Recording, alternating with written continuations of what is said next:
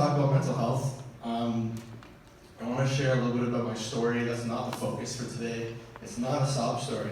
It's about how we can effectively manage mental health. And I want to share what I've learned so that you guys can go home and talk to your colleagues, talk to your family, your friends, and share these learnings and use them for yourselves.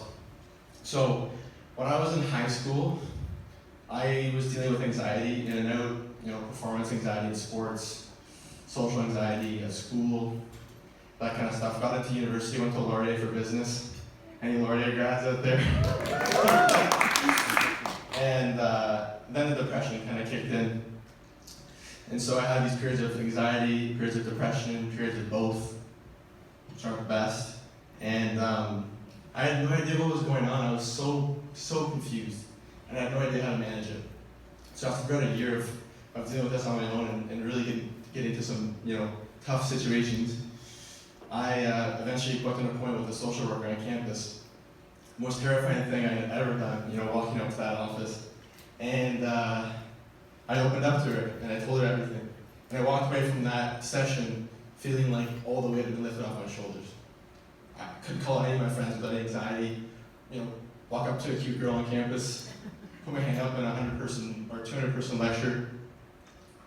But then like a week or two later, it all came back. And I'm like, what the hell is going on here? I thought I had this figured out. And then I went back to the social worker, felt great, weight off the shoulders. 2 weeks later, back to square one. Because therapy doesn't work. I'm gonna figure this out on my own. And so I started learning coping mechanisms and strategies that were gonna help me. So for social anxiety, a really good thing you can do is to talk slowly when you're feeling socially anxious. It forces you to slow down, slows down the blood flow to your brain. It works really well. So I found out about slow talk. And I started having social anxiety. I used slow talk. Great, no problem. Felt amazing. And then 2 weeks later, I'd be depressed. I look in the mirror trying to talk slowly, and it's like not doing anything. And so I'd be disappointed. I'd say slow talk doesn't work. And then I'd be depressed and find a new tool, like watching a funny TV show for depression. And that would be so effective. And then 2 weeks later, I'd be anxious. And I'd put on a funny TV show. I want to rip the TV out of the wall and throw it through the window or something, So I was just really frustrated that I'm finding these tools, they work really well, and then they stop working.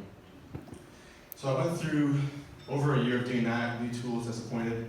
Finally had a big breakdown, was diagnosed with bipolar disorder, started going on the trials of mood disorder medications, which have really intense side effects, and went into therapy and all that kind of stuff, and got through it. And so about last December, I was kind of at a point where I was feeling much more stable in medication, never perfectly stable, but I was feeling much more confident in mental health.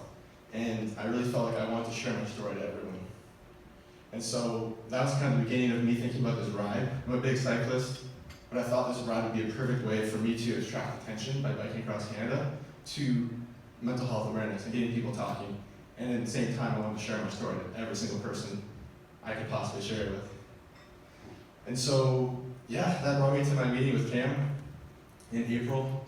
I got email support, I launched a website, and it was all about getting people talking.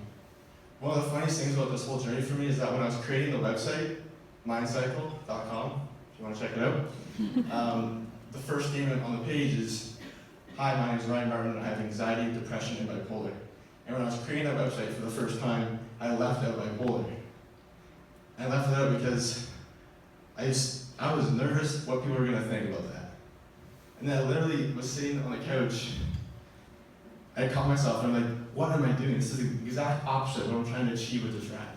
I gotta put myself out there so that other people with bipolar or whatever they have feel comfortable talking about it. So I put in bipolar. And then yeah, so I got on the road and I started at Vancouver Island, Tofino, small surfing town, and hit the road for Vancouver, went to the Bank of Montreal office in Vancouver. But as that was going on, weeks after weeks, I really started learning a lot about my mental health. It's a lot of time with your mind, especially if you have mental illness. Waking up every day not knowing how you're going to be feeling that day, going to bed, dealing with what you've dealt with throughout the day. But one of the biggest things I learned on my ride was that it's not one single tool or strategy or coping mechanism that solves your mental health problems. It's not one. It's never going to be one. And you're never going to solve your mental health problems. It's a combination of all these different tools for all your different mental health situations: anxiety, depression, OCD, ADHD, loneliness, anger, frustration, irritability, you name it. You gotta have tools for all those different situations so that you can effectively manage your mental health. That's what it's about, managing your mental health. You don't solve it, you manage it. And you have to be proactive. You have to constantly keep working to find those tools that are gonna help you manage. And then I kept biking. and I spoke with hundreds of people on the road. You know, I spoke with Canadians, Americans, religious people, non-religious, young, old men, women, you know, old men you meet every morning at McDonald's, old ladies over coffee and Tim Hortons. I met with everyone, corporate people, people off the streets. And the biggest thing that I took away from all those conversations is that mental health is one of the things that affects us the most, but is talked about the least by far. And that just gave me more motivation to keep biking. You gotta change these conversations.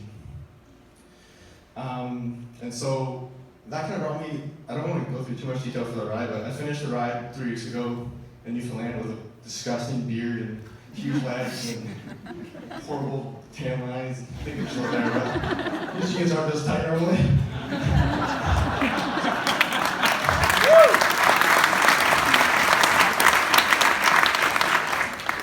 I'll get back to normal. Body hurts for sure, but there's some things that I want everyone here to go home with, like I said earlier. And I think the first thing that's most important is for us to acknowledge how we're feeling, then accept what's going on, and then own what's going on. Acknowledge, accept, own. Acknowledge how you're feeling, accept how you're feeling, and then own it. Make it your BITCH. I've been wanting to do that for a while. Figure out the crowd is in the mood. Make it that. You know, you gotta own it. If you want to make a change in your life, your mental health, you have to make it. You gotta make it that thing. Because if you don't, you're not gonna see any progress. You're gonna keep ignoring it. You're gonna keep going down the rabbit hole of trying to ignore what's actually going on. The second thing is to commit yourself to constantly find the tools and strategies that are going to help you manage. If you have depression, good for you. If you have anxiety, fantastic. OCD, perfect. Irritability, awesome. Anger, frustration, whatever it is, doesn't matter. Once you've owned it, then you can find the tools that are going to help you manage it. At work, at home, during sports, on the weekend, at the cottage, whatever. Now you have all these tools to help you manage. But you have to commit yourself to finding them. Reading books, reading articles, talking to friends, sharing your story with people, going to public speaking events like this, whatever it may be, just commit yourself to finding those tools that are going to help you, and I guarantee your life is going to start to change and live much, much healthier, just like I've learned for this whole journey.